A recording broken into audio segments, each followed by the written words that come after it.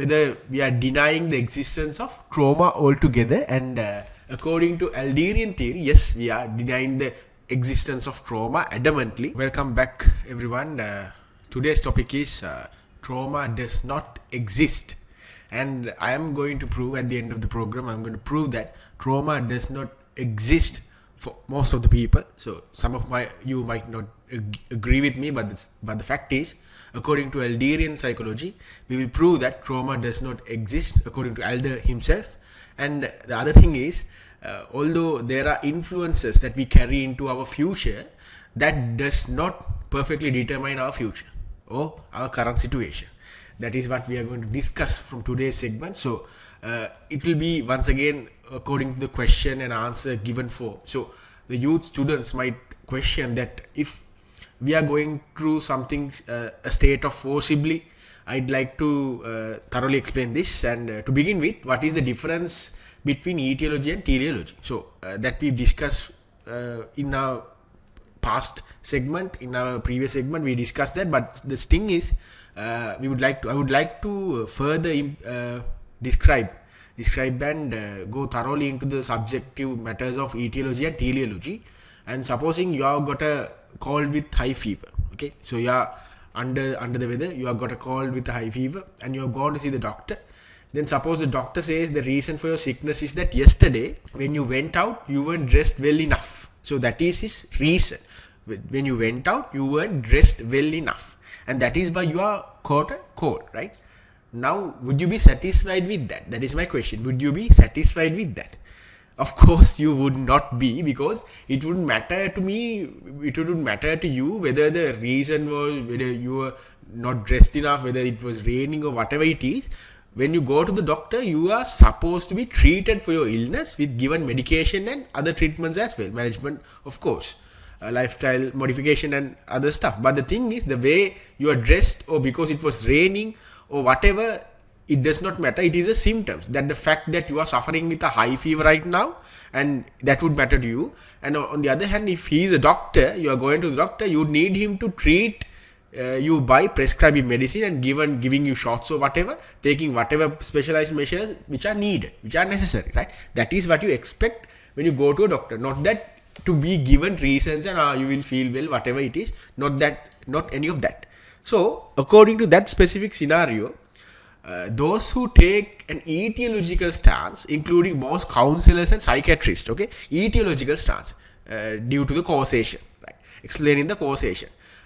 Counselors and psychiatrists would argue that you were suffering stemmed from such and such cause in the past, and then would then end up just consoling you by saying, just so you see, it's not your fault, something like that. The argument concerning so-called trauma is a typical of etiology. So so-called trauma affects your present and future. Trauma exists means trauma is typical of etiology. So it doesn't matter what is the cause, why did this happen. You need answers, you need treatments, right? You need solutions. That is what is happening, that is what is supposed to happen in medicine. But when you go to a psychiatrist or whatever the psychologist, they give you reasons, and this is because of that happened in your past, and you will be fine, something like that. So that is what you not need, right? So you might question whether we are denying the existence of trauma altogether, and according to Adlerian theory, yes, we are denying the existence of trauma adamantly. You might ask how this can happen, why are you doing this? And according to Adler himself, right, Adlerian theory comes from Adler himself. So in Adlerian psychology, trauma is definitely denied. Number one, trauma is definitely denied. This was a very new and revolutionary point in the past. Certainly the Freudian view of trauma is what we call the etiological view of trauma. Freudian view of trauma. Okay, certainly the Freudian view of trauma is fascinating. Freud's idea is that person's psychic wounds, right, traumas, cause his or her present unhappiness. Number two is that. But when you treat a person life as a vast narrative, there is an easily understandable causality and sense of dramatic development that creates a strong impressions and is extremely attractive, right? So, but in Adler's description, in Adler's explanation, in denial of trauma argument, states the following. So he states that no experience is in itself a cause of our success or failure, right? That's his explanation. He also states that we do not suffer from the shock of our experiences, the so-called traumas, but instead we make out of them whatever suits our purpose.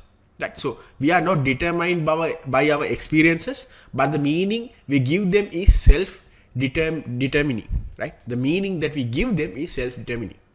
So we might question, we make them whatever to suit our purposes. We make them to suit our purposes, right? So it is like kind of a determinism, right?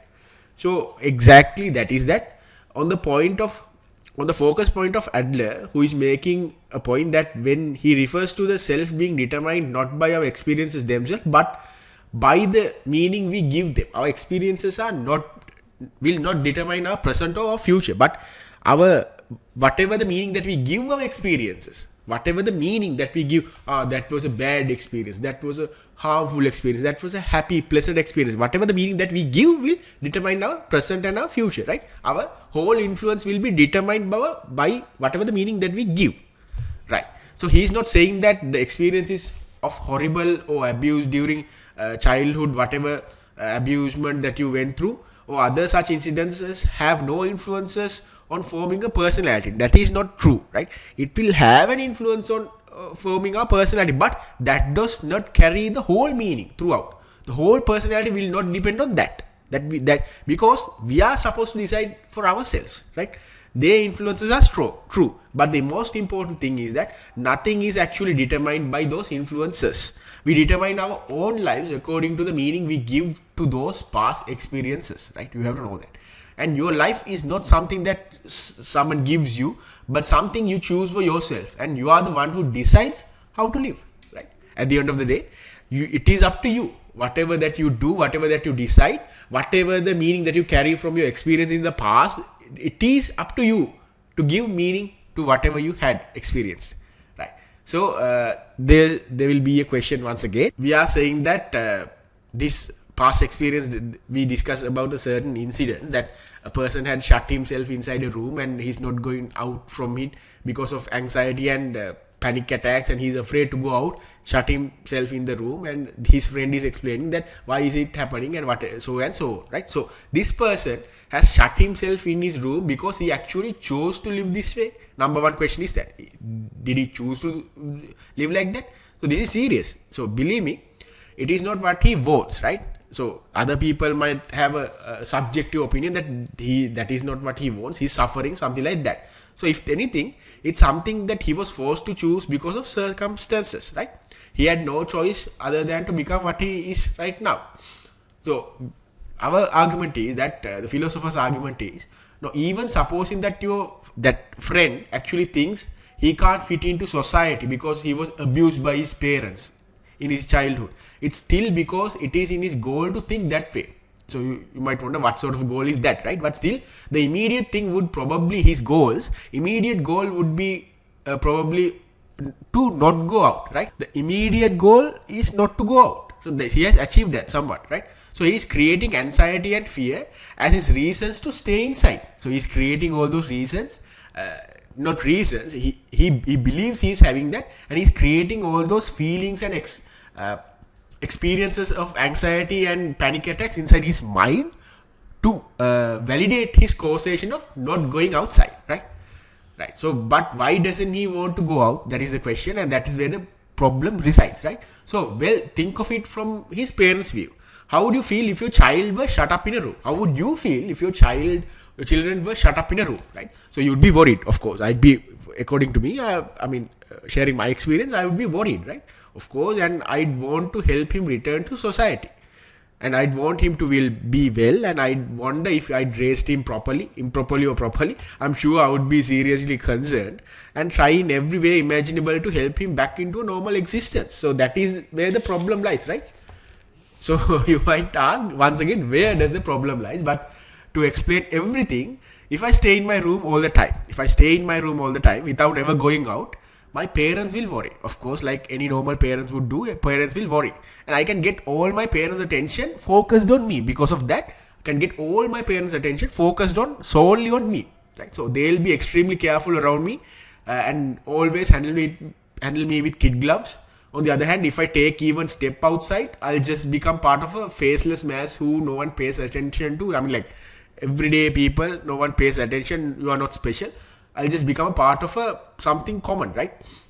I'll be surrounded by people I don't know. I just end up average or less than average, and no one will take special care of me any longer. Such stories about reclusive people are not so common, right? Not so uncommon, to be precise. So in that case, following this reasoning, that friend has accomplished his goal, true, and is satisfied with his current situation, probably, right? No, he won't be satisfied, because I doubt he'll be satisfied. I'm sure he's not happy either, because there is no doubt that he's also taking action in line with his goal. This is not something that is unique to that friend. Every one of us living in line with some goal, so that is why it is called teleology. Like, no way. So you might reject that, unacceptable. Because that is not the reality according to you, right? So you have to listen, because the discussion won't go anywhere. Otherwise, you don't properly understand this. Because sometimes, although we don't feel what is actually happening is the reality, because we create a false sense of experience. We think in my past this and that happened. So whatever deep inside our hearts, our minds, whatever we yearn, truly, we create a false sense of realization and false sense of causation in connection to our past, and which will carry throughout our current experiences, which will determine whatever we want. So, for example, to explain what happened with that particular person, he didn't want to go out. He laid the causation as because he was abused in his childhood by his parents, whatever. But deep inside his mind, he wanted the total attention of his parents. So because of that, he created a false sense of negativity, anxiety and panic attacks, that and told everyone that he can't go out because of this and that, and whatever he puts outside, whenever he goes outside, he creates anxiety and panic attacks. So everyone is walking on eggshells around him, and his parents take care of him. Parents are putting so much effort and so much focus on him, that is what he really wants, according to teleology, according to theory of Adlerian psychology. And that is why trauma does not exist. That is what we create in our minds, because we might have experienced trauma, abuse and everything in the past, but still we are the people who determine whatever the current situation is, whatever the current situation will pave into in our future, and how the determination will work according to our purpose, right? If we decide our experiences were bad enough, so we want all the attention, we want all the drama in the future and present, we will always mention that experience and everything, and tell everyone it was a bad influence on me, so I am facing difficulties getting over it, so because of that I am doing this and that, right? So that is the total focus point of trauma does not exist according to Adlerian psychology. And hope you understand, and we would always warmly welcome your comments and suggestions as well. So have a nice day until we meet next time.